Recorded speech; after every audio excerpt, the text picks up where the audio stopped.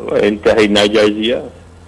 13 ॾींहं खां असां जंहिं केस में पंहिंजी इंक्वायरी जे तहत असां निकितल आहियूं, इहो त कोर्ट जो हिकिड़ो प्रोसेस आहे जंहिंमें असां हलूं था पिया।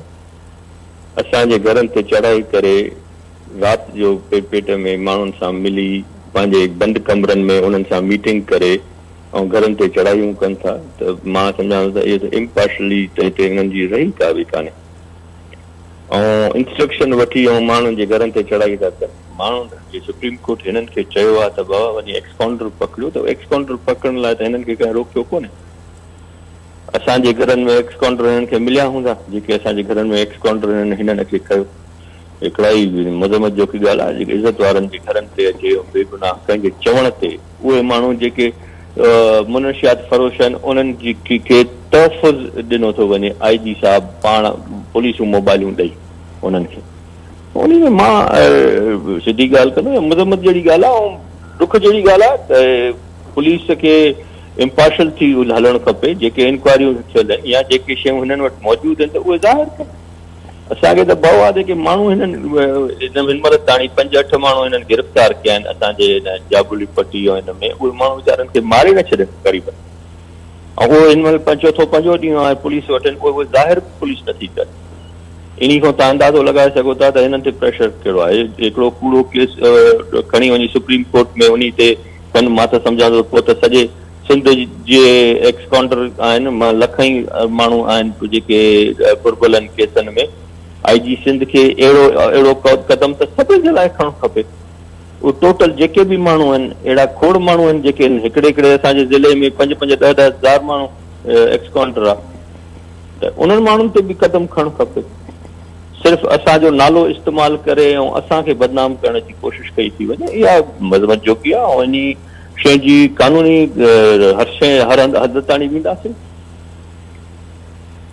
अच्छा, सरदार खान चांडिया साहब, ये ॿुधाइजो पुलिस चढ़ाई जे हवाले सां अवां जी पार्टी क़यादत सां का ॻाल्हि ॿोल थी आहे?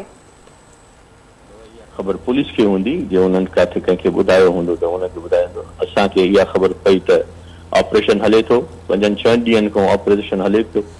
5-6 ॾींहंनि खां ऑपरेशन तव्हांजे साम्हूं आहे जेको उन्हनि कयो आहे हिन ताईं। बिल्कुलु। अच्छा, इहो ॿुधाइजो IG सिंध बि कल्ह मेहड़ आयो हो दौरे ते, इन हवाले सां तव्हांजी ॻाल्हि ॿोल थी सघी आहे? न भाऊ, मां ठीकु आहे IG सिंध सां ॻाल्हि ॿोल मेड़ जे हवाले सां का शइ कान्हे। मेड़ वटां राति जो तव्हां पाण सोचे सघो था जंहिं बंदि कमरनि में मीटिंग करे ऐं इंस्ट्रक्शन वठी ऐं कार्रवाइयूं कई थी वञनि, त इहा तव्हांजे साम्हूं। IG सिंध साहब खे सुप्रीम कोर्ट में घुर थी आहे, जे सुप्रीम कोर्ट में असां त इहो सॼे सिंध जे लाइ घुर कंदासीं, सभिनी सिंधनि जा एक्स काउंटर पकड़िया वञनि। सिर्फ़ु असां ते उहो असां पहिरें ॾींहुं हिनखे वाज़े कयोसीं त इन असांखे सियासी तौरु इन्हनि शयुनि में इन्वॉल्व कयो थो वञे। उन सियासी तौर जे इन्वॉल्वमेंट जे करे असांखे हिते जे हिन हंधि ताईं पुॼायो थो वञे। उहो भला ख़ैर कंदो इनशा ताला। जेका असां वटि बि जेका बरामदगी थी हूंदी त उहा त हिननि वटि ज़ाहिर हूंदो, तव्हांखे हिन महिल ॿुधायो हूंदो। ज़ाहिर केस त हलनि पिया। सरदार खान चांडियो, इहो ॿुधाइजो त तव्हांजी पुलिस चढ़ाई ते हिकमत अमली कहिड़ी हूंदी? बाबा, असां पंहिंजी कानूनी कार्रवाई सभु कंदासीं, भली उहो केरु बि हूंदो। उनजे ख़िलाफ़ कानूनी कार्रवाई असांजो बि हक़ आहे बाबा। असां कानूनी कार्रवाई पंहिंजी कंदासीं। असां कानून खां मथे न आहियूं।